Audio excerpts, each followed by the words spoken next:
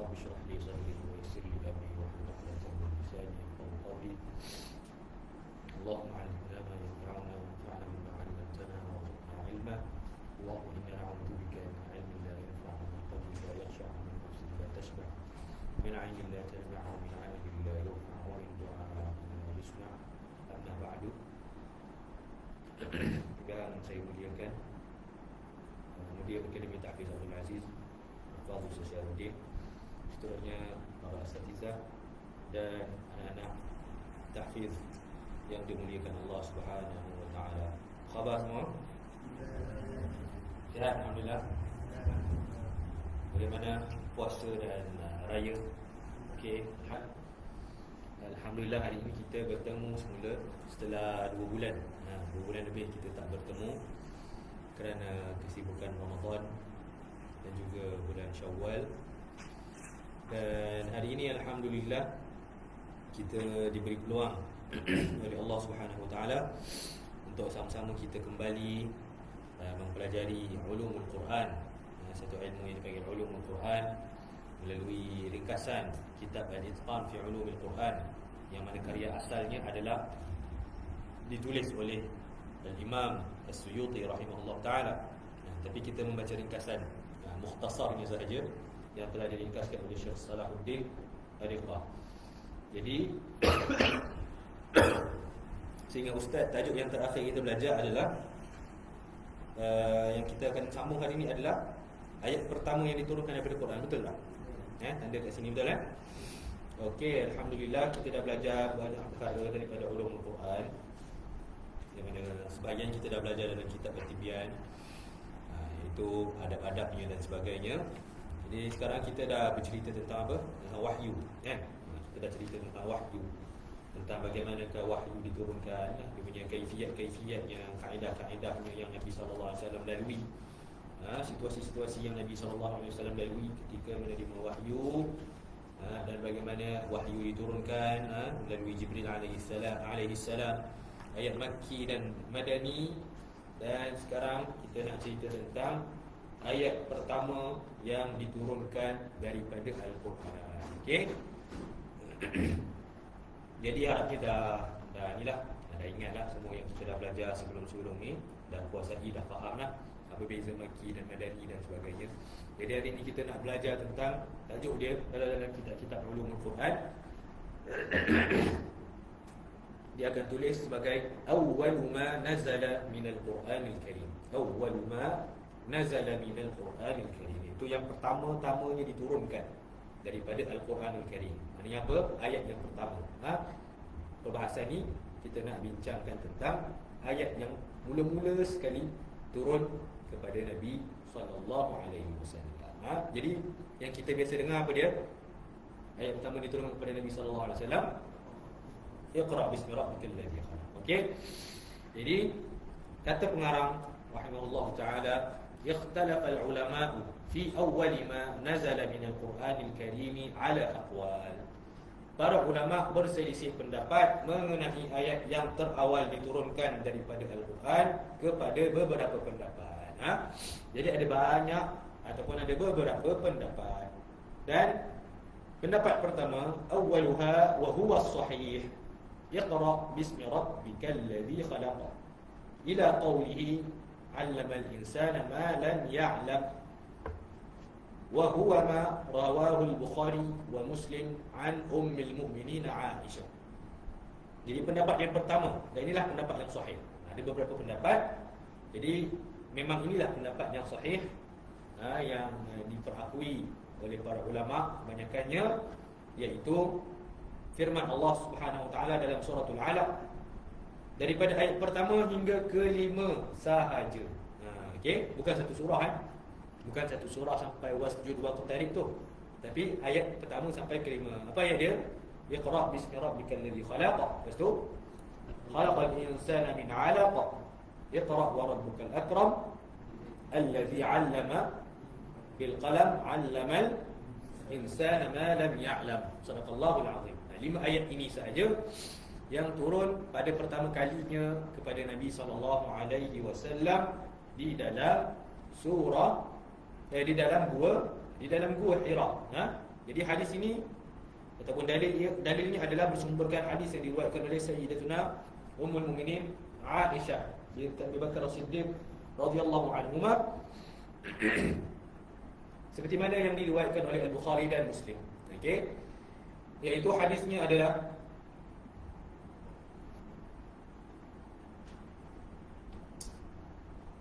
awwal ma budi'a bihi Rasulullah sallallahu alaihi wasallam min al-wahyi ar-ru'ya as-sadiqah fi an-nawm. فكان لا يرى رؤيا إلا جاءت مثل فلق الصبح ثم حبب إليه الخلاء فكان يأتي غار حراء فيتحنث فيه وهو التعبد الليالي ذوات العدد قبل أن ينزع إلى أهله ويتزود لذلك ثم يرجع إلى خديجة لمثلها حتى جاءه الحق وهو في غار حراء فجاءه الملك فقال اقرأ قال ما أنا بقارئ فأخذني فغطني الثانية حتى بلغ مني الجهد ثم أرسلني فقال اقرأ فقلت ما أنا بقارئ فأخذني فغطني الثالثة حتى بلغ مني الجهد ثم أرسلني فقال اقرأ فقلت ما أنا بقارئ فأخذني فغطني الثالثة حتى بلغ مني الجهد ثم أرسلني فقال اقرأ باسم ربك الذي خلق.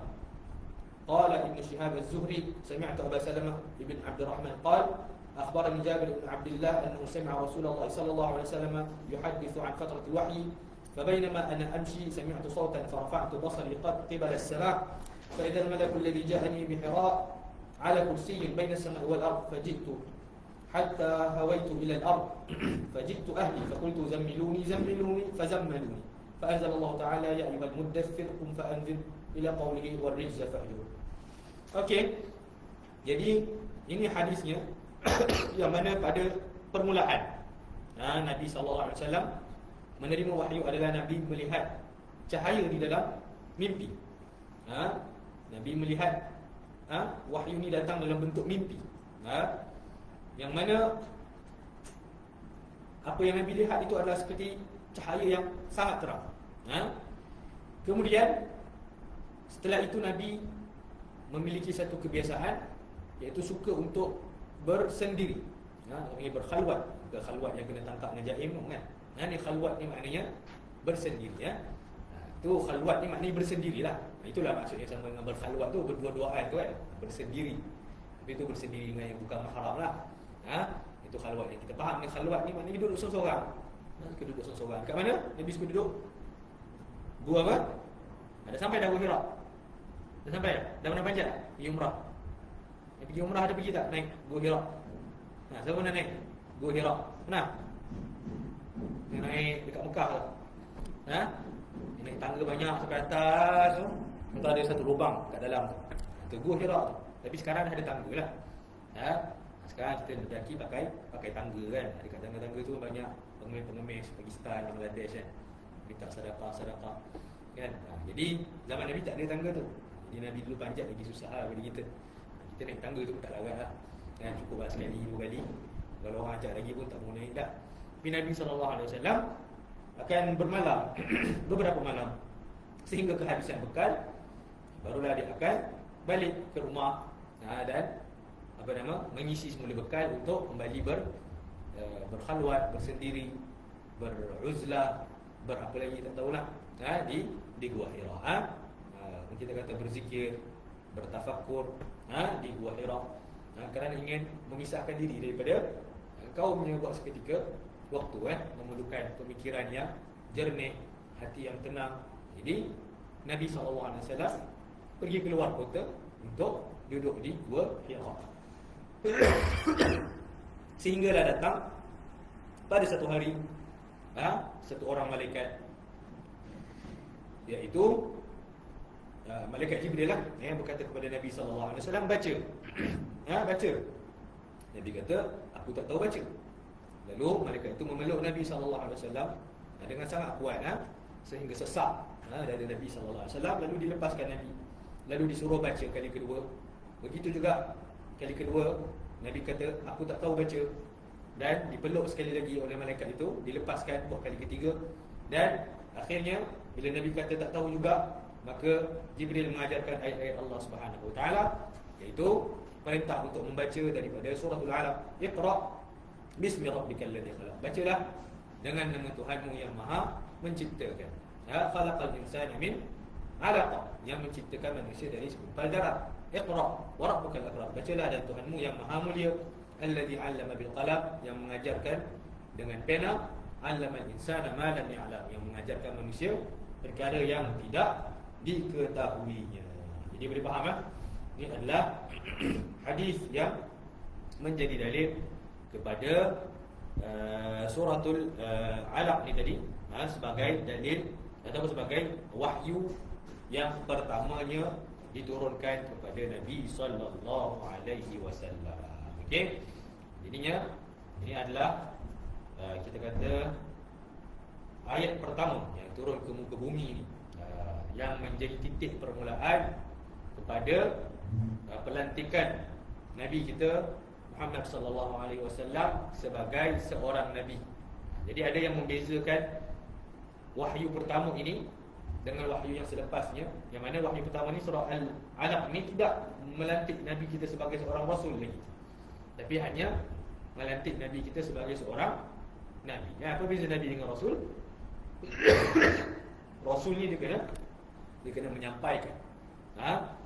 Maknanya dia diperintahkan untuk menyampaikan, bukan untuk dirinya sendiri sahaja.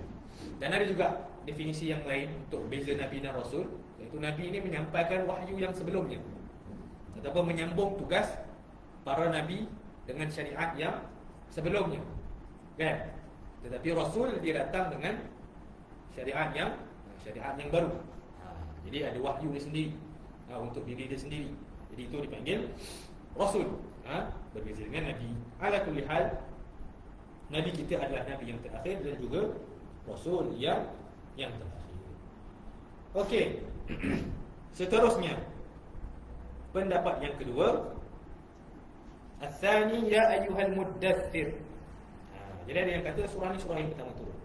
Wal-zahir anna surah al-muddaththir nazalat bikamaliha qabla nuzul tamami surah Iqra allati nazala minha sadruha awwalan, wa 'abbara ba'd al-ulama lit-tawfiq bayna ar-ra'yayn al-awwal wal-thani biqawlihim awwal ma nazala lin-nubuwwati Iqra wa awwal ma nazala lirrisalati ya ayyuhal muddaththir.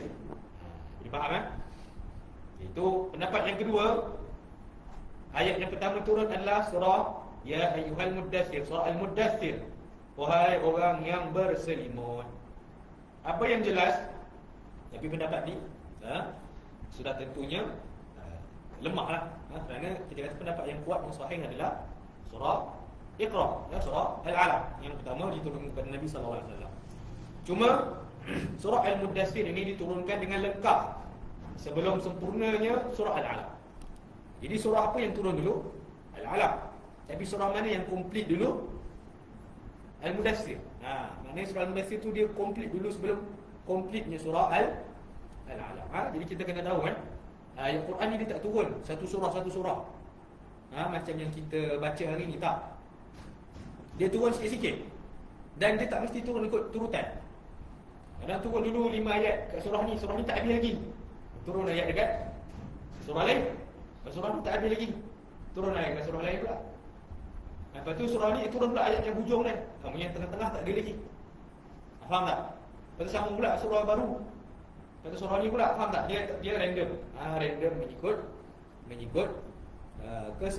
situasi, mengikut keperluan, mengikut hajat, mengikut kebijaksanaan dan hikmah Allah Subhanahu wa taala. Jadi kedua-duanya ada mukjizatnya, ada rahsianya, ada hikmahnya. Sama ada tertib penurunan ataupun tertib di dalam mushaf, kedua-duanya ada kehebatannya. So tertib penurunan adalah mengikut kesesuaian, keperluan dan hajat Nabi SAW dalam dakwah. Okey, tetapi apabila disusun semula mengikut turutan yang kita baca hari ini, dia melahirkan satu hikmah yang lain. Dia melahirkan satu kemukjizatan yang berbeza. Jadi itulah hebatnya Quran. Susun ikut mana pun dia ada mukjizat dia, ada hikmah dia ada rahsia dia. Jadi surah Al-Muddaththir turun lengkap terlebih dahulu sebelum lengkapnya surah Al-A'la. Okey. Jadi para ulama cuba untuk menyeimbangkan ataupun memadankan ataupun menggabungkan kedua pendapat ni. Jadi mereka berkata, apa beza surah Al-Alaq dengan surah Al-Mudaththir? Iaitu surah Al-Alaq adalah surah yang pertama turun untuk untuk melantik nabi ataupun untuk memberikan nabi ni nubuwah, iaitu kenabian. Manakala Al-Mudaththir adalah surah yang pertama turun untuk melantik nabi sebagai seorang rasul, membawa risalah. Itu beza dia, risalah dengan nubuwah. Nubuwah kenabian, risalah kerasulan. Okey.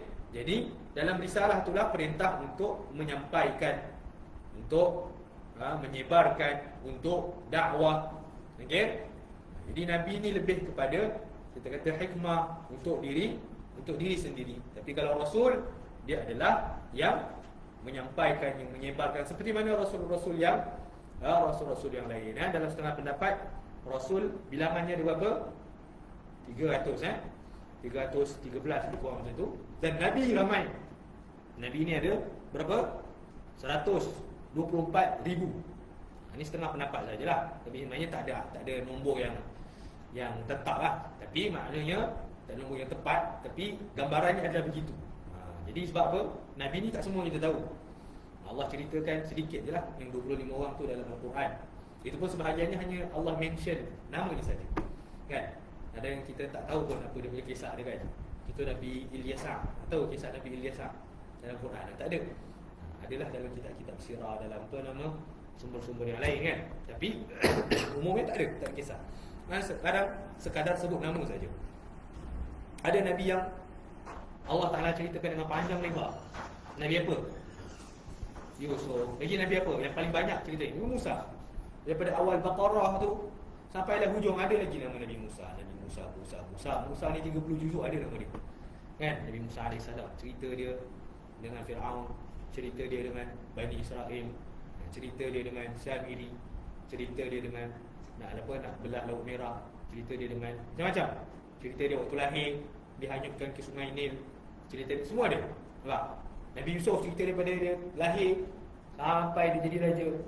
Nampak? Ada Nabi yang cuma sebut nama, dan ada Nabi yang tak sebut pun nama dia. Langsung tak ada nama dia. Allah Ta'ala kata apa?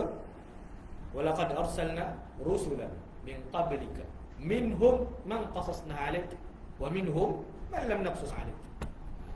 Sesungguhnya kami telah mengirimkan para rasul sebelum Muhammad. Ada di antaranya kami ceritakan padamu, dan ada yang kami tak ceritakan padamu. Maknanya Nabi SAW pun tak tahu semua Nabi. Nabi SAW sendiri pun tidak mengenali semua Nabi yang pernah dilantik ni. Apatah lagi kita. Allah kata minhum man qasasna 'alaik wa minhum man lam naqsus 'alaik. Dan ada Nabi yang kami tak ceritakan padamu. Maknanya tak begitu penting cerita dia untuk kamu, tapi mereka adalah Nabi.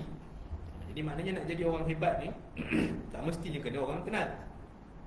Tak mesti kena orang sebut nama kita. Tak mestinya kena jadi terkenal, jadi popular. Jadi kalau Nabi, dia tetap Nabi. Nabi adalah tetap seorang Nabi walaupun namanya tak pernah disebut dan dia tak pernah kenal. Dia tetap Anbiya. Dia tetap Al-Anbiya wal Mursalin. Jadi tetap ada keistimewaan dia. Ada, kita kata, kedudukannya yang tinggi di sisi Allah Subhanahu wa ta'ala. Jadi ya ayyuhal muddaththir, wahai orang yang berselimut, bangunlah, fa'anzir, dan berilah peringatan. Wa rabbaka fakabbir, dan Tuhanmu besarkanlah dia. Wa thiyabaka fatahhir, dan bajumu cucikanlah akan dia. Wa rijza fahjur, dan segala kotoran tinggalkanlah ia. Jadi maknanya ni ayat ni datang dalam bentuk yang berbeza. Iqra, suruh Nabi baca. Suruh Nabi kenal Allah. Suruh Nabi kita kata tambah ilmu. Okey? Tapi dalam Muddaththir, Allah suruh Nabi bangun, pergi berdakwah, pergi beri peringatan, sebut tentang Allah Subhanahu wa ta'ala, ceritakan tentang Allah Subhanahu wa ta'ala. Jadi itu beza dia, Nabi dan juga Rasul. Semua Rasul mesti seorang Nabi lah terlebih dahulu, tapi bukan semua Nabi adalah seorang Rasul. Okey. Jadi seterusnya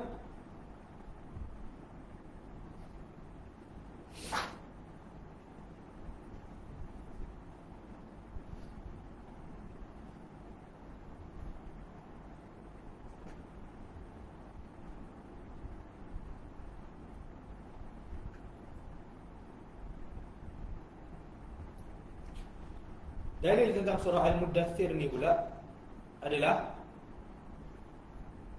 hadis yang diriwayatkan oleh Jabir bin Abdullah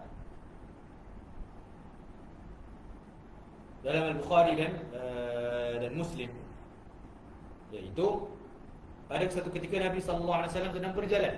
Fabainama, tadi kita dah baca hadis, fabainama ana amshi idh sami'tu sawtan minas sama' farafa'tu basari qibala as-sama' fa idza al-malaku alladhi ja'a bi Hira qa'idun 'ala kursiyyin baina as-sama' wal ardh. Okey. Pada satu ketika aku sedang berjalan dan pada waktu aku sedang berjalan aku mendengar suara dari langit. Lalu aku melihat langit.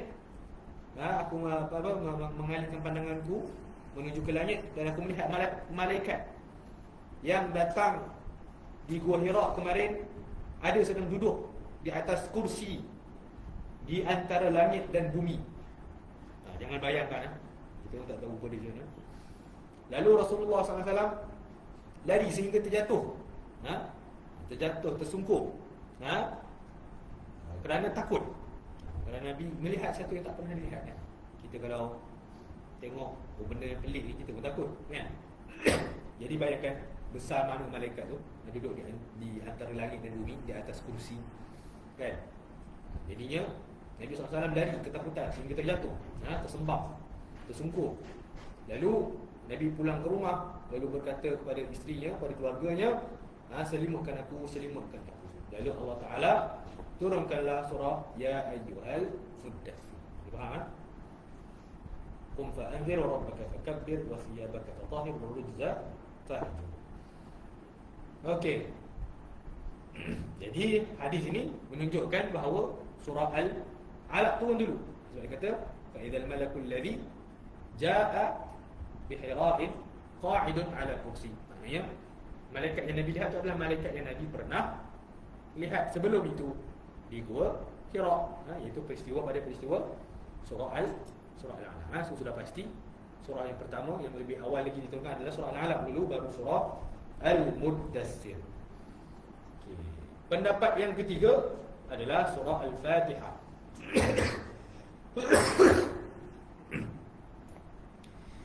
Jadinya ini pendapat ketiga yang mengatakan bahawa surah yang pertama diturunkan adalah surah Al-Fatihah. Dan yang keempat adalah Bismillahirrahmanirrahim. Yang turun adalah Bismillahirrahmanirrahim. Yang ar-rabi' ni kemudian waqad rawa shaykhani an ummul mu'minin Aisyah inna awwala ma nazala suratun minal mufassal fiha dhikrul jannati wan nar hatta idza thaba an-nasu ila al-islam nazala al-halal wal haram. Jadi umumnya seperti yang diriwayatkan oleh Aisyah radhiyallahu anha dalam Bukhari dan Muslim, iaitu surah yang awal-awal diturunkan adalah surah-surah mufassal, surah-surah yang pendek yang menceritakan tentang neraka dan syurga. Bila manusia dah ramai masuk Islam, barulah turunnya al-halal wal haram. Dan daripada Ali bin Husain, awal suratin nazal Makkah Iqra bismi rabbik wa akhiru suratin nazal biha al-mu'minun wa yuqalu al-ankabut. Awal suratin nazal bil Madinah wailul lil mutaffifin wa akhiru suratin nazalat Bara'ah wa awal suratin a'lanaha Rasulullah sallallahu alaihi wasallam di Makkah An-Najm. Jadi umumnya yang pertama turun adalah Iqra di Makkah. Kemudian yang terakhir turun di Makkah adalah Al-Mu'minun ataupun Al-Ankabut. Kemudian bila sampai di Madinah, ayat yang pertama diturunkan adalah Wailul lil mutaffifin, dan yang terakhir diturunkan di Madinah adalah surah Bara'ah. Surah At-Taubah. Antara surah-surah yang terakhir. Surah pertama yang Rasulullah SAW menzahirkan di Mekah adalah surah An-Najm. Dari kisah surah An-Najm ni. Kemudian وفي شرح البخاري لابن حجر اتفقوا على أن سورة البقرة أول سورة نزلت بالمدينة. Tapi ada pendapat lain, itu pendapat Ibn Hajar Al-Asqalani dalam syarah Sahih Al-Bukhari, bahawa ulama bersepakat bahawa surah Al-Baqarah adalah surah yang terawal diturunkan di Madinah. Manakala di dalam tafsir An-Nasafi daripada Al-Waqidi bahawa surah yang awal diturunkan di Madinah adalah surah Al-Qadr. Ala kulli hal ada banyak pendapat. Ada banyak pendapat lah. Maknanya ini surah-surah yang disebutkan ni, maknanya ini adalah surah-surah yang terawal. Kita boleh kata macam itulah. Apa surah-surah yang terawal diturunkan. Cuma yang betul-betul paling awal tu mungkin ada yang kata surah ni, ada yang kata surah ni. Tapi kita boleh faham surah-surah yang disebutkan ni adalah surah-surah yang awal. Antara surah-surah yang awal diturunkan di Mekah dan juga di Madinah. Okey, boleh faham Jadi ini adalah cerita tentang ayat yang pertama diturunkan kepada Nabi sallallahu alaihi wasallam.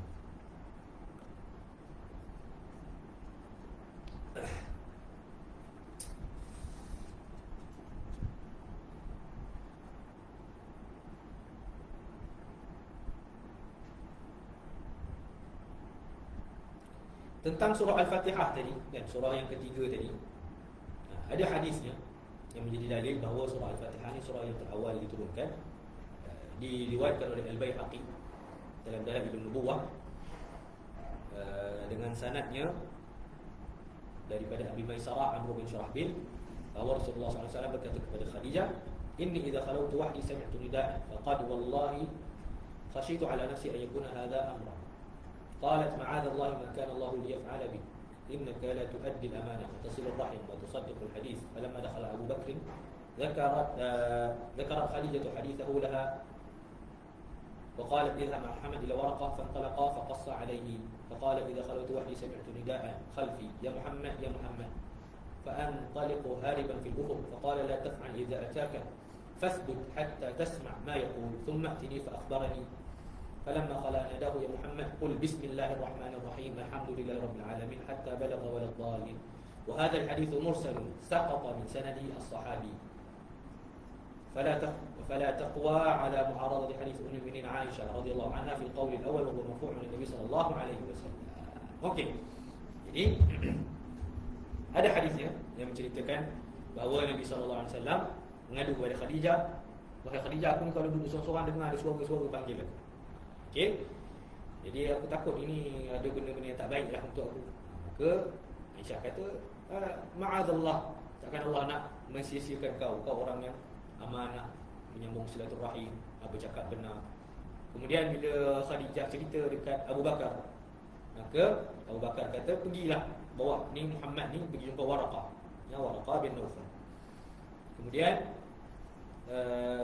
Khadijah berkata kepada Abu Bakar, "Kau bawa Muhammad pergi jumpa Waraqah bin Naufal." Lalu mereka menceritakan kisah itu.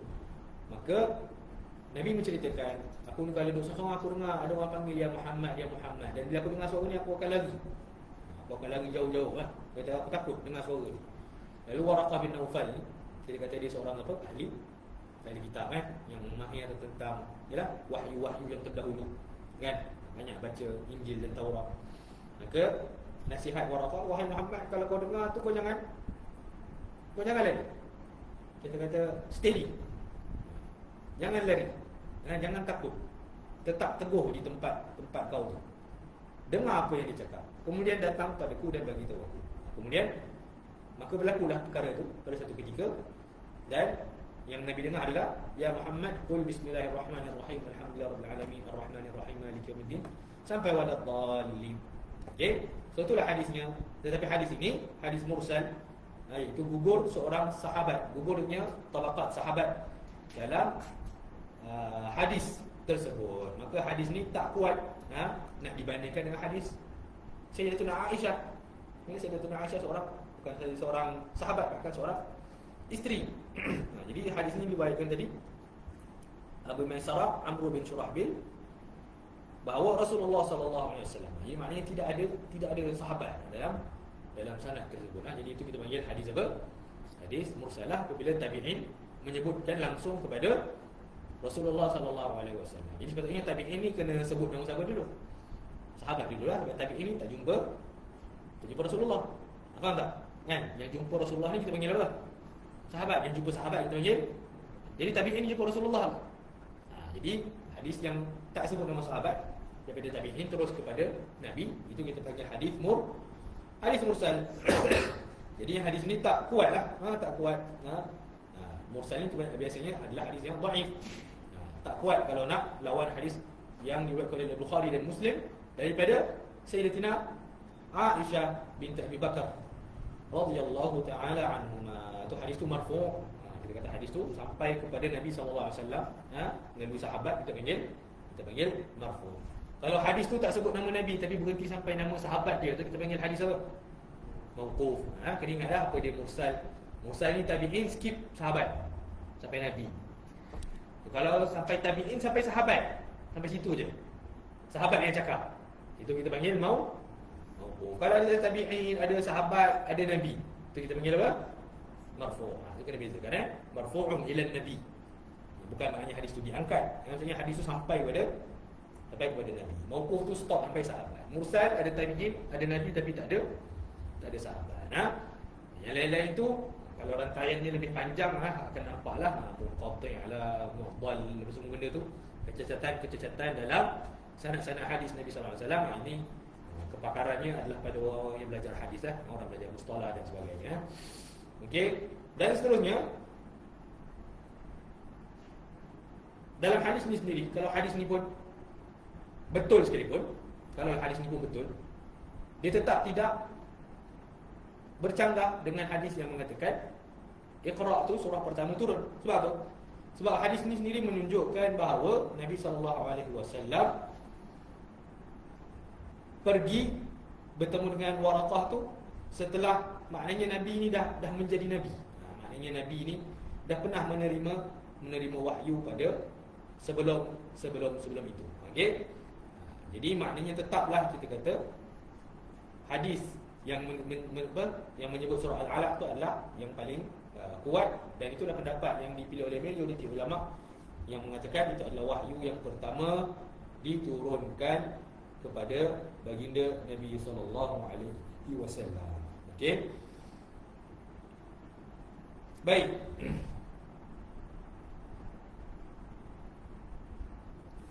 Sekarang kita nak pergi kepada ayat yang terakhir diturunkan, iaitu akhiru ma nazala minal Qur'anil Karim. Ayat yang terakhir diturunkan daripada Al-Qur'anul Karim. Wa fihi ikhtilafun kadzalik ra shaykhani 'an al-Barra bin 'Azib qala akhiru ayatin nazalat yastaftunaka qul illahu yuftikum fil kalala al-ayah. وآخر سورة نزلت براءة. وعن ابن عباس قال آخر آية نزلت آية الربا والمراد بها قوله تعالى يا أيها الذين آمنوا اتقوا الله وذروا ما بقي من الربا. وعن ابن عباس قال آخر شيء نزل من القرآن واتقوا يوما ترجعون فيه إلى الله. ولا منافاة بين هذه الروايات في آية الربا واتقوا يوما وآية الدين، لأن ظاهر أنها نزلت دفعة واحدة كترتيبها في المصحف، ولأنها في قصة واحدة أخبر كل عن بعض ما نزل بأنه آخر وذلك صحيح. Okay, so banyak pendapat tentang ayat terakhir turun ni lagi banyak berbanding ayat yang pertama turun. Okay, jadi banyak orang ingat ada satu ayat ni yang ayat terakhir turun. Apa ayat dia? Yawm Akmaltu tu paling masyhur lah, paling famous kan. Yawm Akmaltu lakum dinakum, Yawm Akmaltu lakum dinakum. Jadi kita kata tu antara ayat yang terakhir, tapi bukan yang betul-betul akhir. Okey. Jadi ada khilaf antara kalangan ulama. Yang pertamanya yang diriwayatkan oleh Bukhari dan Muslim daripada Al-Barra bin Azib, iaitu ayat yang diturunkan adalah yastaftunak qulillahu yuftikum fil kalalah in imru'un halaka laysa lahu waladun wa lahu ukhtun falaha nisfu ma tarak ila akhiril ayah. Itu ayat ke-176 surah Al-Maidah. Surah Al-Maidah, surah An-Nisa. Okey. Kemudian surah yang terakhir diturunkan adalah surah At-Taubah.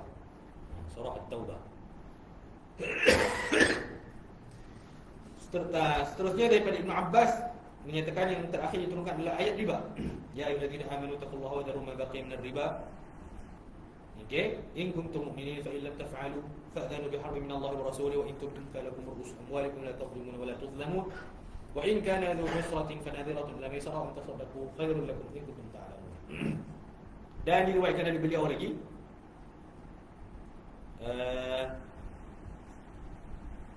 ayat yang terakhir diturunkan adalah wattaqu yawman turja'una fihi ila Allah. Itu ayat yang setelahnya itu. Okey. Sebenarnya tadi percakapan antara dua riwayat ini itu pada ayat riba dan juga ayat wattaqu yauman dan ayat hutang. Dan seolah-olah ayat ini seperti sekaligus sebagaimana kedudukannya di dalam mushaf. Ia pula adalah pada perkara yang sama, maka setiapnya menyatakan yang lain juga adalah yang terakhir diturunkan. Maka ini adalah sahih. Maknanya ayat tu sekali lah sekelompok tu. Semua tu ayat yang terakhir diturunkan. Dan pendapat yang paling kuat lah kalau ikut yang Ustaz belajar dulu adalah wattaqu yauman turja'una fihi ila Allah. Ini adalah ayat yang terakhir diturunkan kepada Nabi SAW. Dan bertakwalah kamu akan hari kamu akan dikembalikan padanya kepada Allah Subhanahu Wa Taala. Kemudian setiap daripada kamu akan dibalas dengan apa yang dia telah kerjakan dan tidak akan dizalimi, dan mereka tidak akan dizalimi sedikit pun. Jadi ini ayat yang terakhir. Okey.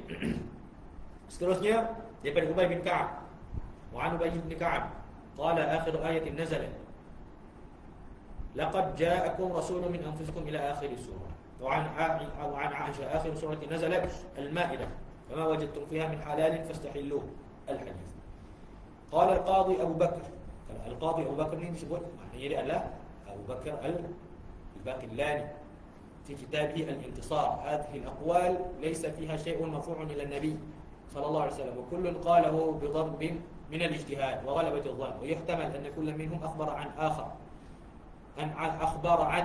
آخر ما سمعه من النبي صلى الله عليه وسلم في اليوم الذي مات فيه أو قبل مرضه بقليل وغيره سمع منه بعد ذلك وإن لم يسمعه هو.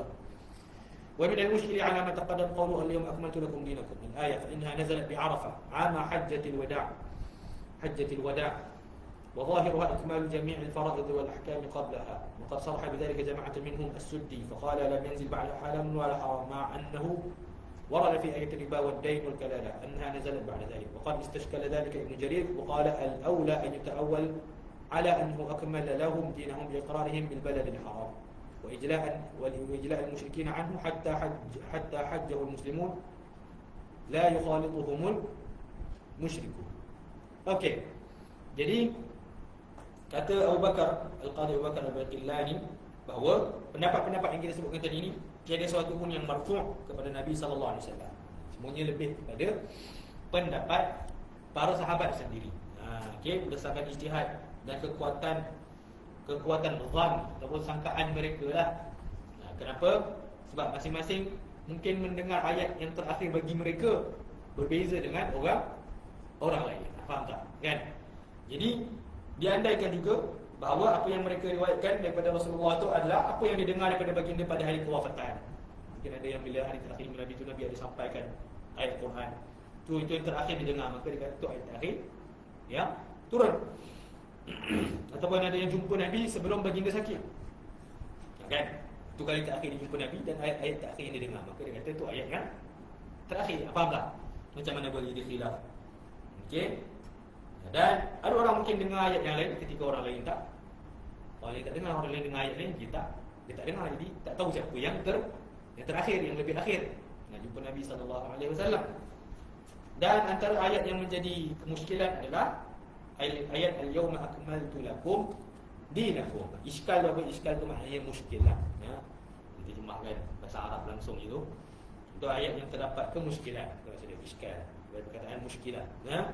Itu firman Allah SWT dalam surah Al-Maidah, "Al-yawma akmaltu lakum dinakum." Aku telah sempurnakan bagi kamu agama kamu. Wa atmamtu 'alaikum ni'mati, dan aku telah cukupkan nikmatku kepadamu. Wa raditu lakum al-Islam dinan, dan aku telah redhakan Islam itu menjadi agama untuk kamu. Okey. Ayat ini turun di Arafah pada tahun Hajjatul Wada', iaitu haji terakhir Nabi SAW. Nampak tak? Jadi dia ada ciri-ciri, kita kata yang memungkinkan dia adalah sebagai ayat-ayat terakhir lah, sebab dia berlaku pada tahun akhir Nabi SAW hidup. Okey. Jadi pada zahirnya ia menyatakan kesempurnaan seluruh kewajipan dan hukum akal sebelum ayat ini turun. Sebagian ulama menyatakan dengan jelas perkara ini, di antaranya As-Suddi, kata beliau tidak diturunkan lagi selepasnya halal ataupun haram. Dalam keadaan selepasnya diturunkan ayat-ayat riba, hutang dan kalal. Ibn Jarir juga iskal atau muskil terhadap perkara tersebut dan kata yang utamanya hendaklah ditakwilkan bahawa Allah telah menyempurnakan bagi mereka agama mereka dan memperlakukan mereka di tanah haram dan mengeluarkan orang musyrikin darinya, sehingga orang Islam menunaikan haji tanpa dicampuri mereka. Itu maksud akmaltu lakum dinakum, itu adalah maknanya Allah Ta'ala telah menyempurnakan agama mereka, tu maksud dia. Dengan memperakukan mereka di tanah haram, dengan mengembalikan semula tanah haram tu kepada orang Islam. Selepas Fathu Makkah, yang mana selama-lama ni Mekah tu dikuasai oleh orang Quraisy, orang kafir Quraisy. Jadi ayat Allah Taala, akmaltu lakum dinakum wa atmamtu alaikum ni'mati, itu adalah maknanya kat sini. Bukan maknanya ni ayat terakhir dah tak turun dah ayat lepas tu. Sebab bila orang faham aku telah sempurnakan agama, maknanya lepas tu tak ada ayat dah turun. Tak.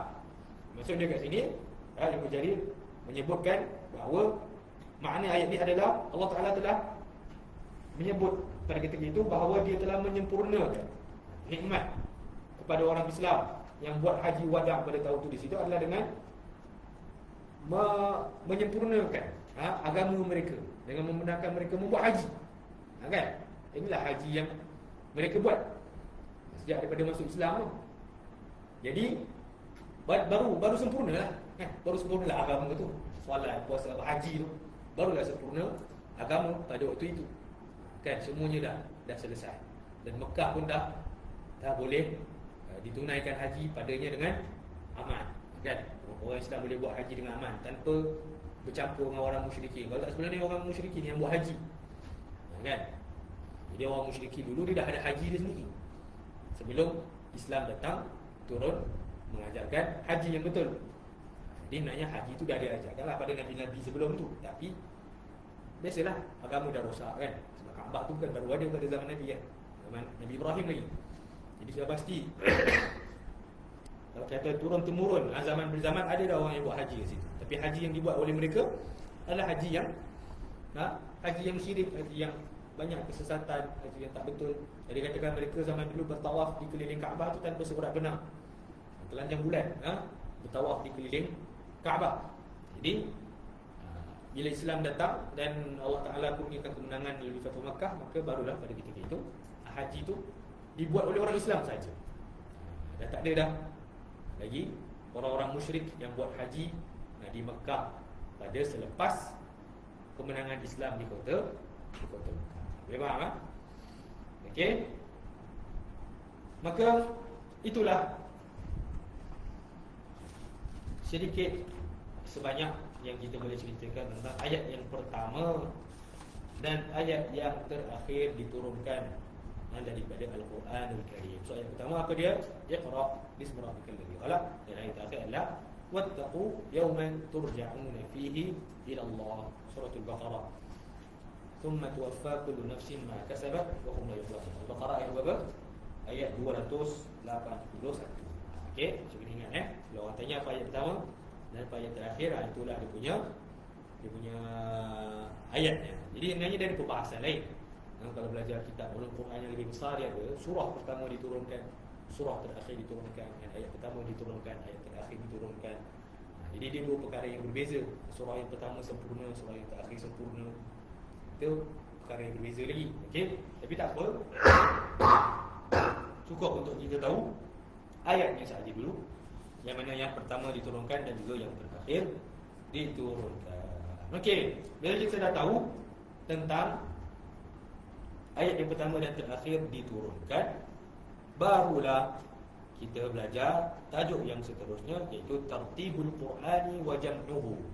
Tartibul Qur'ani wa Jam'uhu itu penyusunan dan pengumpulan Al-Quran. Penyusunan dan pengumpulan. Macam kita cakap, Quran ini tidak disusun pada zaman Nabi SAW secara fizikal, secara mushaf yang kita baca ni lah kan, ada kulit ke kulit. Sekarang ni mushaf ni ada kulit depan, ada kulit belakang. Ini dia dihimpunkan dalam satu tempat. Zaman Nabi SAW Al-Quran ditulis tetapi tidak dikumpulkan. Faham tak? Kau kena bezakan tu. Tulis ada tak tulis? Ada. Ada orang tulis. Orang tulis macam-macam lah. Ada orang tulis dekat atas kayu, atas batu, atas tulang, atas papan, macam-macam lah. Tetapi tidak dihimpunkan macam ni. Ini satu tempat, satu buku. Tak ada zaman tu. Sebab kita kata nak himpunkan pun tak boleh. Belum boleh. Kan kalau dah tulis ada ayat pula baru turun. Letak kat sini. Letak antara ayat pertama dan ketiga. Sudah. Macam mana nak buat? Takkan nak, apa nama? Takkan nak edit. Lepas tu tak edit. Dan kalau dah tulis, tiba-tiba ada ayat nak kena selit kat tengah-tengah. Macam mana buat? Boleh buat tak? Macam mana buat? Nak backspace tak boleh. Dia tu boleh backspace. Lalu kita boleh suruh ChatGPT tolong letakkan kat tengah-tengah. Zaman dulu tak boleh. Jadi sebab tu tak ada mushaf yang dihimpunkan pada hayat baginda Nabi SAW. Kerana selagi Nabi masih hidup, selagi itu ada kemungkinan wahyu akan turun. Sebab tu je tugas Nabi. Bila wahyu dah habis, Nabi pun akan pergi. Nabi tak hidup saja-saja macam kita. Nabi hidup untuk terima wahyu, sampaikan wahyu, dan habis kerja Nabi, habislah hayat Nabi. Nabi tak ada pencen-pencen macam kita kan. Nabi kerja umur 60 betul pencen kan. Mati umur 80, mati umur 70, tak. Dia habis kerja. Hidup tu untuk kerja. Macam tu. Jadi ini satu tajuk yang penting untuk kita belajar. Itu kita dapat mengenali perkembangan Al-Quran ini. Bagaimana daripada ianya diturunkan dan diajarkan secara lisan sehingga dia dihimpunkan dalam bentuk tulisan. Jadi Nabi SAW tidak perlu pandai membaca dan pandai menulis, kerana membaca dan menulis hanyalah wasilah kepada ilmu. Kan? Membaca bukan ilmu. Betul tak? Menulis pun bukan ilmu. Ada orang dia pandai membaca tapi dia baca komik. Baca komik kan? Komik Doraemon, betul. Komik Detektif Conan. Jadi adakah membaca dia tu mendatangkan ilmu? Tak. Tak mestinya orang yang pandai membaca lebih berilmu daripada orang tak pandai membaca. Jadi Nabi tak perlu membaca dan tak perlu menulis, kerana Nabi menerima ilmu tu tanpa wasilah. Nabi boleh memiliki ilmu, diberi ilmu tanpa wasilah. Dan bahkan bukan Nabi orang yang satu-satunya ummi, tak. Bahkan itu adalah kebiasaan masyarakat pada waktu itu, masyarakat yang tidak tahu membaca dan tidak tahu menulis. Tetapi mereka berpada dengan kekuatan ingatan mereka. Jadi kita ni ada buku tapi dalam otak kosong kan. Dia orang Arab dulu buku tak ada tapi otak penuh. Dia boleh hafal syair yang 1000 bait tu, satu diwan, sekali dengar tu ada kat dalam. Semua ada. Kita ada buku je yang tebal tapi otak nipis. Kita lah kan, itu kita makin banyak kenapa otak kita dibantu, makin lemah otak kita kan. Zaman dulu orang boleh hafal nombor telefon. Sebab nak call kat public phone tu kena ingatlah nombor tu. Nombor mak, nombor ayah, nombor isteri, nombor apa. Zaman sekarang nombor sendiri pun tak ingat. Kan? Zaman sekarang nombor sendiri pun tak ingat. Dalam kontak ada beribu-ribu kontak kan. Tapi nombor telefon yang kata nombor isteri, nombor sendiri pun kadang-kadang salah. Kadang-kadang lupa. Kan? Jadi macam itulah. Orang dulu tahu mengira, sekarang bila ada kalkulator kan, 7 tambah 6 pun tekan kalkulator. Tak mau mengira dah. Jadi makin banyak otak kita dibantu, makin lemah lah. Makin banyak benda yang menggantikan otak kita. Jadi otak kita tinggal dah tak ada apa nak buat. Tapi Quran tidak. Quran walaupun ada mushaf tapi tetap ada orang Islam yang menghafal. Tetap kena dihafal. Tak boleh menggantikan peranan orang yang hafal Quran. Walaupun ada mushaf tidak boleh sekali-kali menggantikan peranan orang yang hafal Quran. Orang yang hafal Quran tetap kena ada zaman. Nanti hari kiamat akan ada orang yang hafal Quran walaupun Quran ni dah ada dibukukan. Itu hebatnya Quran. Itu hebatnya Quran. Benda lain tak ada dah. Bila ada je di teknologi kan, terus manusia jadi lemah. Okey. Jadi kita cerita secara umum sajalah dulu, sebelum kita pergi dengan lebih detail pada pertemuan yang akan datang.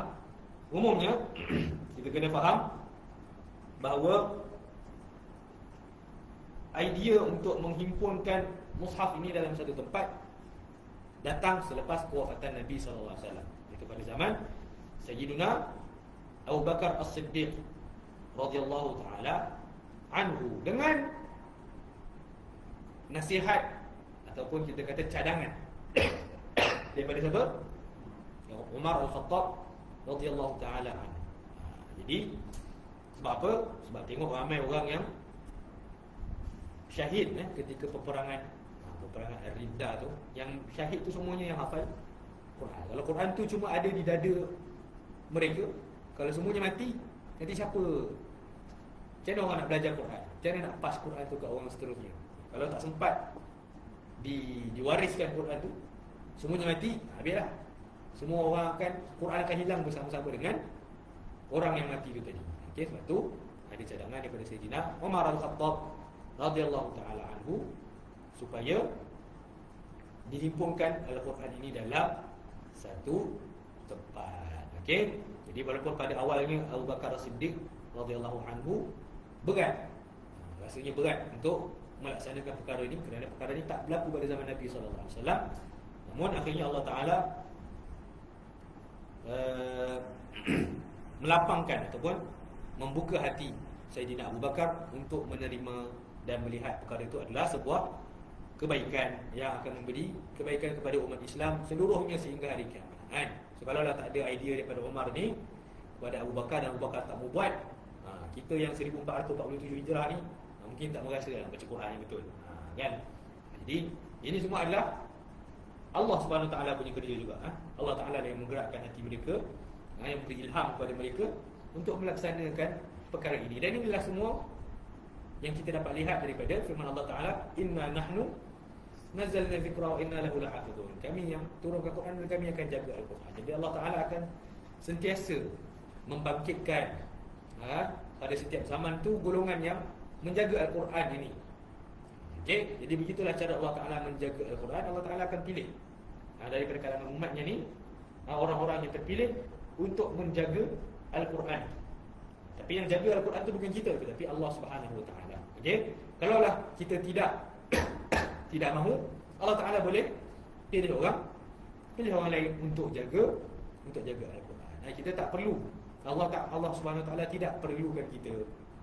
Tetapi bila Allah Taala pilih kita, itulah nikmat yang Allah Taala beri kepada kita. Kitalah yang memerlukan, kitalah yang sebenarnya yang nak kepada nikmat tersebut, bukan Allah Taala yang terhutang budi kepada kita. Allah ni dia kaya, maha kaya. Wallahul ghani wa antumul fuqara wa in tatawallaw yastabdil qauman ghayrakum thumma la yakunu amsalakum. Allah yang maha kaya dan kamu lah yang perlu padanya, fakir kepadanya. Kalau kamu tak mahu, Allah Taala akan gantikan kamu dengan orang lain, dan mereka tu tak macam kamu. Dia nampak? Jadi ini antara kita lihat jasa para sahabat. Yang mana hari ini kita tengok ada orang tak kisah dengan para sahabat ni. Tak kisah dengan sahabat ni dihina, dicaci, dimaki hamun, dilaknat oleh musuh-musuh para sahabat ni, para Syiah laknatullahi alaihim. Kan? Tapi tak ada wafa, tak ada kesetiaan kepada sahabat Nabi SAW. Tak marah pun. Sahabat-sahabat ni kena maki, kena hamun. Kita kata ni perbezaan. Kita kata ni cuma perbezaan pandangan. Tak. Sedangkan agama ni terjaga dengan wasilah para sahabat. Dan Quran yang kita baca hari ini, semuanya pahalanya akan dapat pada Abu Bakar. Yang mengumpulkan mushaf ini akan dapat pada Umar, akan dapat pada Uthman. Kita tak pernah fikir benda tu. Kita rasa kita baca Quran ni kita dapat pahala, tapi kita tak boleh bayangkan 1400 tahun dulu ada orang yang menghimpunkan Quran ni untuk kita boleh baca. Siapa orang tu? Itulah dia sahabat-sahabat Nabi sallallahu alaihi wasallam radhiyallahu taala anhum ajma'in. Jadi jangan terpengaruh dengan orang-orang yang memperkecilkan sahabat, yang menghina sahabat, ataupun yang tak kisah sahabat ni dihina, dicaci. Boleh berbaik dengan musuh-musuh Nabi sallallahu alaihi wasallam yang menghina isteri Nabi, melaknat isteri Nabi. Jadi ini semua golongan-golongan yang kita kata tidak mengenang jasa. Bahkan sebenarnya orang yang menghina sahabat Nabi adalah orang yang menghina Nabi sallallahu alaihi wasallam sendiri, kan? Semua Nabi sahabatnya adalah orang yang baik-baik, tapi tiba-tiba kita kata sahabat-sahabat Nabi kita sallallahu alaihi wasallam adalah orang yang jahat, kan? Nabi Isa ada hawariyin, nabi-nabi yang lain ada pengikut dia. Tapi bila kita kata Muhammad ni sahabat-sahabatnya jahat, maknanya Nabi sallallahu alaihi wasallam ni macam tak pandai pilih kawan. Jadi orang yang menghina, merendahkan, memaki hamun sahabat Nabi sebenarnya hakikatnya adalah dia ingin menghina ataupun memaki Nabi sallallahu alaihi wasallam sendiri. Tapi sebab tak boleh, dia makilah kawan-kawan Nabi sallallahu alaihi wasallam. Jadi pengumpulan Al-Quran ni bila kita belajar, apa yang kita kena rasakan dalam diri kita kena rasa mengenang jasa. Dalam ni cerita pasal sahabat semua. Dalam ni ceritanya semua pasal sahabat, pasal Abu Bakar, pasal Umar, pasal Uthman, pasal Zaid bin Thabit, pasal Ubay bin Ka'ab, pasal Ibnu Mas'ud. Ini semua siapa ni? Semua ni sahabat-sahabat Nabi SAW. Jadi mereka lah yang dipilih oleh Allah SWT untuk berdamping dengan Nabi SAW, dan mereka lah yang menjadi asbab pada bolehnya hari ini kita baca Al-Quran dengan cara yang betul, dengan cara ia diturunkan kepada Nabi SAW. Jadi cukup dulu setakat ini. Kita akan cerita dengan lebih detail insya-Allah tajuk bab yang kelima ni, tartib Al-Quran dan pengumpulannya, pada pertemuan yang akan datang insya-Allah. Aqulu qawli hadza wa astaghfirullahal azim li wa lakum. Allahumma taqabbal minna innaka antas samiul alim wa tub alaina innaka antat tawwabur rahim. Rabbana atina fid dunya hasanah wa fil akhirati hasanah wa qina adzaban nar. Sallallahu alaihi wasallam wa baraka ala nabiyyina Muhammad wa ala alihi wa sahbihi ajma'in. Walhamdulillahi rabbil alamin.